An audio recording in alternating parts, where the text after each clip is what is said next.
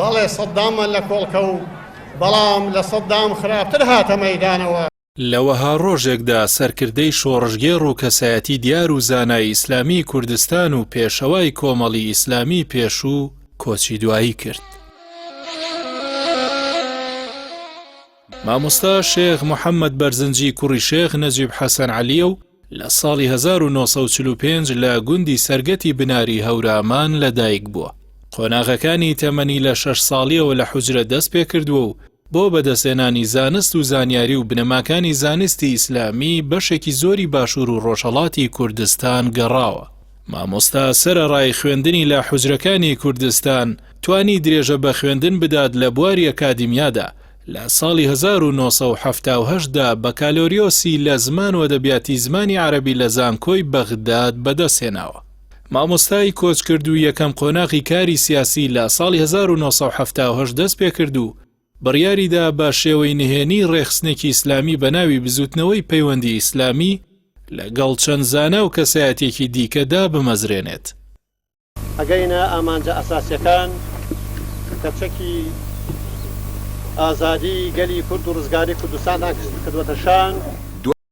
دوایەوەی لە ساڵی 1983دا ڕژێمی بەعس بڕیاری دەستگیرکردنی بۆ دەردەکات، شێخ محەممەد بەرزنجی کۆچ دەکات و باشووری کوردستان جێدەهێڵێت. پاژماوەیەکیش لە کارکردن بە شێوەی نهێنی لە ساڵی 1984دا ڕێخستنەکەیان بە ناوی بزوتنەوەی پەیوەندی ئیسلامی ئاشکرا دەکەن و مامۆستا شێخ محەممەد بەرزنجی دەبێتە یەکەم ڕابەری بزوتنەوەکە. هاوکات لەگەڵ ڕاپەڕینەکەی ساڵی 1970 شارەزور و کۆچکردنی زانایانی شارەزور بۆ دەرەوەی باشووری کوردستان وشەی پەیوەندی لە ناوی حزبەکە لێ دەکرێتەوە و دەکرێتە بزوتنەوەی ئیسلامی لە کوردستان عێراق. بیانەوێت دین پەروەر بن، نیشتمان پەروەر بن، ئەبێ ئاگایان لە مناڵێکی سەربەشکەرێ تا پیاوێکی 100 ساڵە. لە ساڵانی هەشتاکان و لە سەردەمی بەعزدا مامۆستا شێخ محەممەد بە یەکێک لە وتاربێژە حەقبێژەکان ناوبانگی دەرکردبوو. ئەمە ژوای کردبوو زۆرترین کات لەلایەن دەستگامنیەکانی بەعسەوە چاودێری دەکرا و گرفتی بۆ دروست دەکرا. چەندین جاریش لەلایەن ئەو دەستگایانەوە دەستگیر کراوە و بۆ ناوەڕاست و باشووری عێراق دوور خراوەتەوە.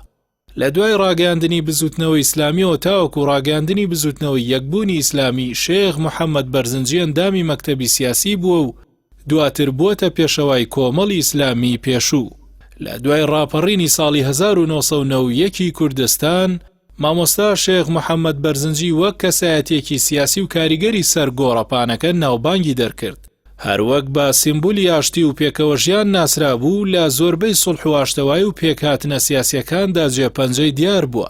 ئەمە ژوای کردبوو زۆرینەی حزب و لایەنە سیاسیەکان بە دۆست و کەسی نزیکی خۆیانی بزانن. پیاوە ماندووەکەی ڕابوون پێشەوە خۆنەویستەکە ماڵ ئاوە.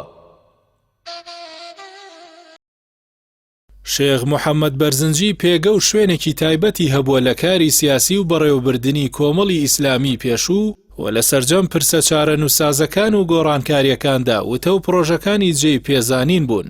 بە لە دەستدانیشی ڕابوونی ئیسلامی بەگشتی و کۆمەڵ بە تایبەتی زیانی گەورەی بەرکەوت و بە وتەی هاوڕێ و هاوخەباتەکانی مامۆستا هەرێمی کوردستان پێویستی بەدەیان کەسایەتی و زانای هاوشەوی مامۆستا هەیە بۆ چارەسەرکردنی پرسە چارە نووسازەکان. شێخ محەممەد بەرزنجی پاش تەمەنێکی پڕخێر بۆ ئاین و گەل و نیشتیمانەکەی لە ڕۆژی هەینی 13 حوزەیرانی 2014دا لە سلێمانی کۆچی دوایی کرد و لە مەراسیمێکی شایستەدا تەرمەکەی گەڕێنرایەوە بۆ زێدی خۆی لە گوندی سەرگەتی هەورامان و لەوێ بە خاک سپێردرا.